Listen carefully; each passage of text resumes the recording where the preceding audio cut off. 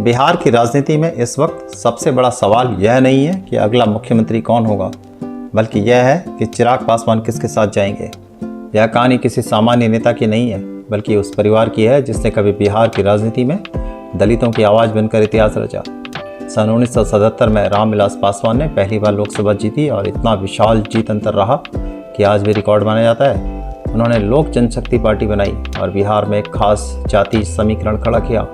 पासवान, मुसहर, यादव और गरीब युवा वर्ग, यही वोट बैंक आज उनके बेटे चिराग पासवान के हाथ में है। 2020 के बिहार चुनाव में चिराग ने एक ऐसा दांव खेला जिसकी कभी उम्मीद भी नहीं थी। उन्होंने बीजेपी को तो सपोर्ट किया, लेकिन जेडीयू यानी नीतीश कुमार के खिलाफ खुलकर चुनाव लड़ा। उनका नारा था, मोदी से बैर नहीं, नीतीश तेरी खैर नहीं। इस कदम से चिराग को भविष्य का किंग मेकर कहा जाने लगा। नीतीश कुमार की सीटें घटी और पासवान वोटों ने सीधे सीधे उन्हें नुकसान पहुंचाया। भले ही चिराग खुद ज़्यादा सीटें न पाए हों, पर 2025 में फिर चुनाव सिर पर हो और एक बार फिर एनडीए या इंडिया गठबंधन दोनों खेमों में असली खींचतान चिराग को लेकर गए। बीजेपी चाहती है कि चिराग एनडीए में रहें, क्योंकि बिना पासवान वोट के यूपी बिहार में दलित समर्थन टूट सकता है। नीतीश कुमार भी मजबूर हैं, क्योंकि अगर चिराग अलग चुनाव लड़ते हैं तो सीधे सीधे जेडीयू के वोट कटेंगे। दूसरी तरफ आरजेडी भी चिराग को अपने साथ जोड़ना चाहती है, क्योंकि लालू यादव जानते हैं कि दलित, यादव, मुस्लिम समीकरण अगर मजबूत करना है तो एलजेपी को साथ लेना पड़ेगा। यानी जो भी चिराग को साथ लेगा वही चुनाव में मनोवैज्ञानिक बढ़त लेगा।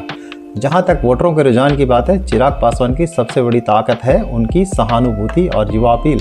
वो अपने पिता की विरासत का भावनात्मक पक्ष भी इस्तेमाल करते हैं और खुद को बिहार फर्स्ट यानी बिहारी फर्स्ट वाले नेता भी दिखाते हैं। खास बात यह है कि रामविलास पासवान सिर्फ पासवान समुदाय के नेता नहीं थे, वह खुद को पुअर की वॉइस कहते थे। वही नैरेटिव चिराग उठा रहे हैं।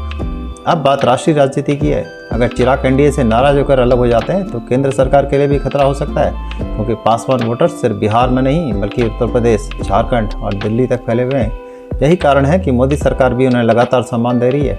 मंत्री पद देकर संकेत भी दिया गया, तुम हमारे लिए महत्वपूर्ण हो। कुल मिलाकर बिहार चुनाव में कुर्सी किसे मिलेगी यह बात की बात है, लेकिन यह तय है कि कुर्सी किसके बिना नहीं बनेगी, उसका नाम है चिराग पासवान। सवाल अब सिर्फ इतना है, वह राजा बनेंगे या किंग मेकर बने रहना उनकी सबसे बड़ी ताकत है।